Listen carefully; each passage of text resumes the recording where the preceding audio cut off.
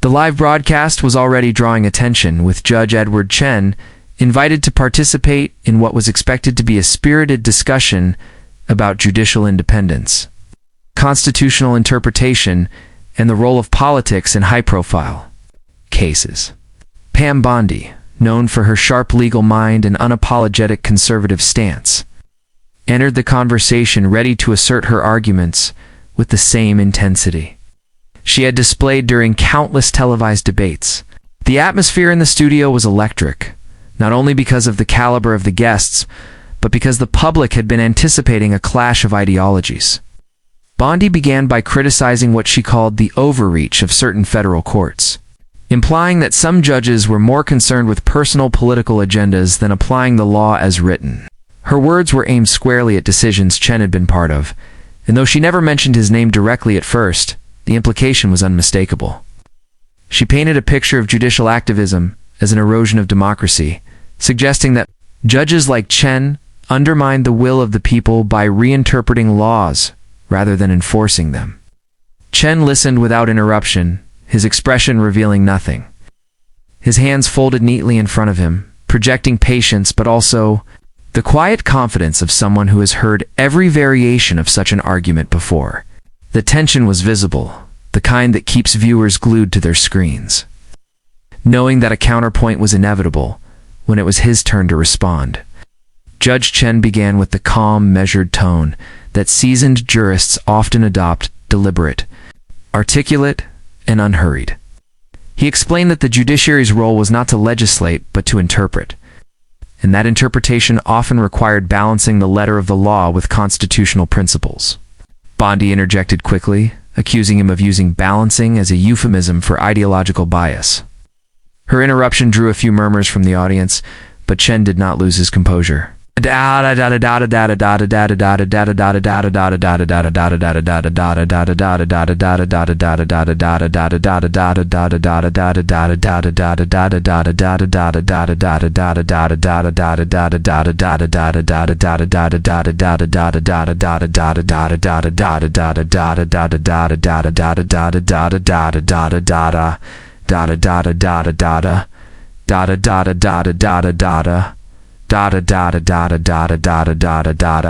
Working up.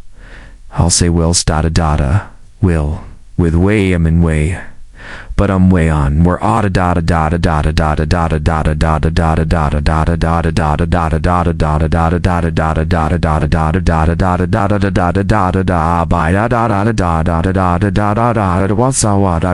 to fade before continuing as though unfazed by her attempt to derail his point. He spoke about the importance of judicial independence, noting that courts serve as a check against both legislative and executive overreach, or a safeguard that is vital for a functioning democracy. Pam countered by referencing a recent controversial ruling, claiming it demonstrated the dangers of unelected judges shaping policy. The exchange had taken on a sharper edge, the words becoming more pointed with each volley. But what stood out was Chen's unwillingness to be baited into emotional sparring.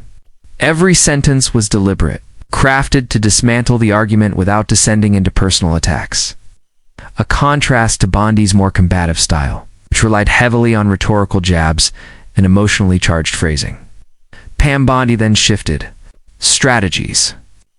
Attempting to frame Chen's judicial philosophy as elitist and disconnected from the struggles of everyday Americans, she claimed that his rulings favored abstract principles over the real-world consequences faced by working families, suggesting that he was more concerned with setting legal precedents than addressing the needs of the people. Chen leaned slightly forward, clearly preparing to challenge the assertion. His voice remained steady as he asked whether protecting constitutional rights was somehow opposed to helping ordinary citizens. Bondi tried to push back by citing selective cases, omitting key facts that might weaken her point. Chen, without raising his voice, corrected the omissions with precision, revealing the fuller context behind each case and how the rulings had, in fact, upheld protections for individuals who might otherwise be trampled by more powerful interests. The contrast between them was stark. Bondi's narrative relied on framing, while Chen's counterpoints relied on documented fact and constitutional logic. The tension had escalated, but Chen's calm dismantling of her claims was beginning to shift the energy in the room. Observers could see Bondi growing visibly more animated. Perhaps frustrated that her usual hard-hitting lines were not landing as effectively against someone whose mastery of the facts was matched by an unshakable demeanor. At this point, the moderator attempted to steer the discussion toward broader themes, asking both guests to address how public trust in the judiciary could be strengthened.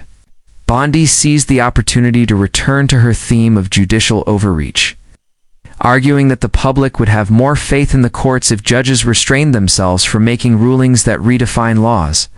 Chen responded by pointing out that many landmark rulings in American history had, at the time, been accused of overreach, only to later be recognized as crucial steps toward justice. He cited cases that expanded civil rights, protected free speech, and upheld due process. Noting that these decisions were not popular in their era, but were ultimately vindicated by history, Bondi attempted to dismiss these examples as different contexts. But Chen's delivery was sharp enough to make the audience notice her reluctance to engage with the parallels. The studio's atmosphere was tightening, with each exchange drawing sharper lines between the two. While Bondi's words carried the cadence of political talking points, Chen's responses were rooted in constitutional interpretation and historical precedent, giving the discussion an academic weight that left little room for oversimplification. The contrast was beginning to corner Bondi rhetorically. Even if she didn't appear ready to concede, sensing the momentum turning, Bondi made a calculated move to go directly at Chen's integrity. She referenced an old editorial that criticized one of his rulings, suggesting that he had let personal beliefs override the law.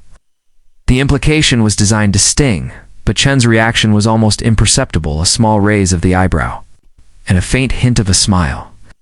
He calmly clarified that the editorial in question had been written without access to the full case record, and that subsequent legal reviews had affirmed the soundness of the decision.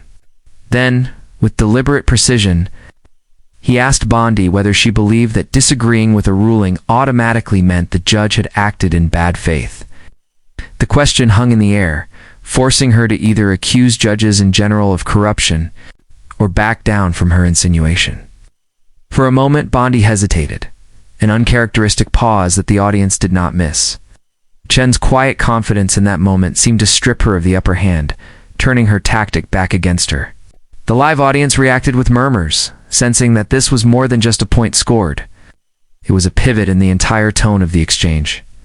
Bondi tried to recover by pivoting to emotional appeals. Speaking about families affected by policies, she linked two rulings like those Chen had supported.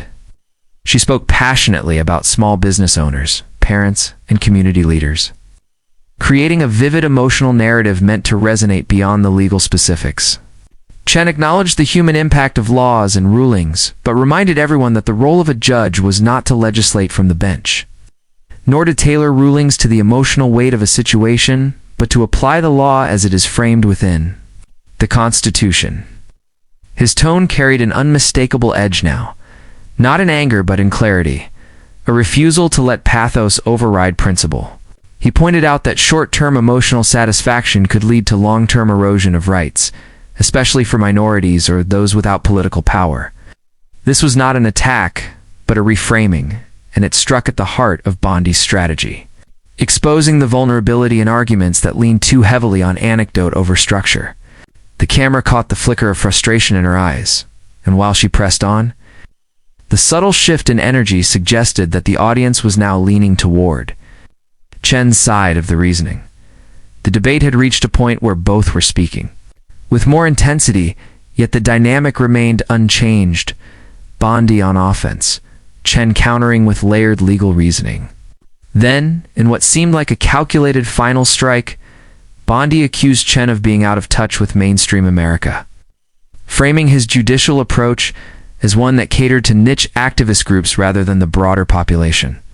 The comment was clearly meant to resonate with viewers who distrusted the judiciary. Chen paused for a long moment, letting the weight of her statement settle.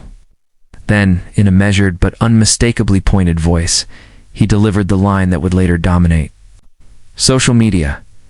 Justice doesn't come with a popularity poll, Pam. It comes with a constitution. The The studio fell into a brief but palpable silence, followed by an audible reaction from the audience. The sentence was devastating in its simplicity, not a rant, not a personal attack, but a concise dismantling of her entire premise.